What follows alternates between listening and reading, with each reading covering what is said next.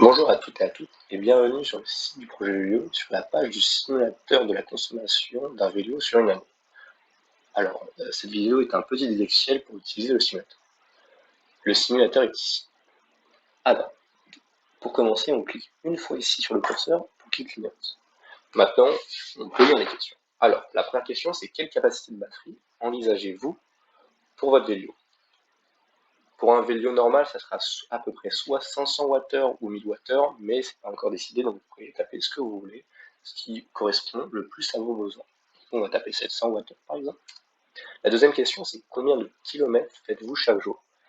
Donc c'est la distance journalière. Il faut savoir que le simulateur, il va prendre cette distance, la couper en deux, et faire une moitié à 8 heures et l'autre moitié à 16 heures. Donc si je tape 10 km, il fera 5 km à 8 heures et 5 km à 16 heures. Et tous les jours de la semaine, y compris le week-end.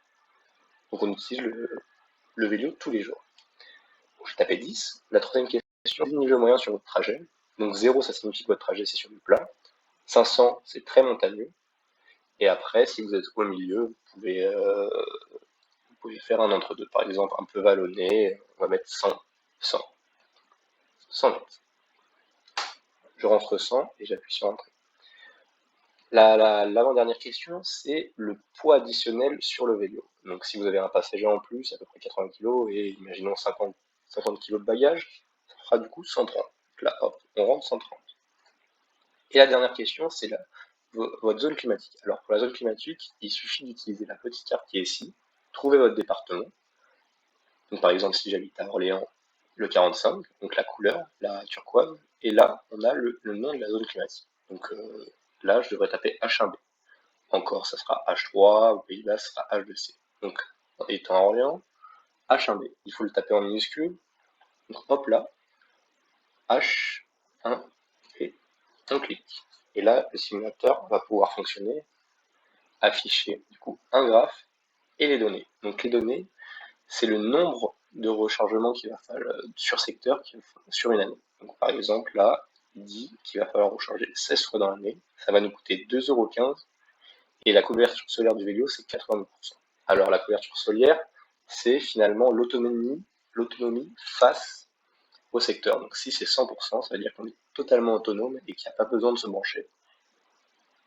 Voilà. Alors là, le graphe, il nous permet de voir le pourcentage de charge dans la batterie en fonction des heures de l'année. Donc là, on voit 100%, c'est la batterie totalement chargée, 0%, elle est vide. On peut voir qu'il y a quand même deux zones. La zone de l'été, là, on voit que les traits sont assez petits, c'est-à-dire que l'ensoleillement est assez fort, ce qui permet de tout le temps recharger la batterie avant qu'elle atteigne un seuil de charge assez, assez faible. Et là, l'hiver, hiver, automne et hiver. Il faut savoir que quand la batterie atteint 0%, elle se remet à 100% et on ajoute une charge. Voilà. Donc là, en été, on peut aussi voir que si on avait une distance moyenne plus grande, ça serait pas gênant car le soleil rechargerait notre batterie. Donc après, si vous voulez changer quelques paramètres, vous avez juste à faire Run et recommencer. Si vous voulez savoir comment a été codé le simulateur, vous pouvez télécharger le code Python plus les données météorologiques juste ici. On vous remercie de m'avoir écouté et bonne simulation. Au revoir.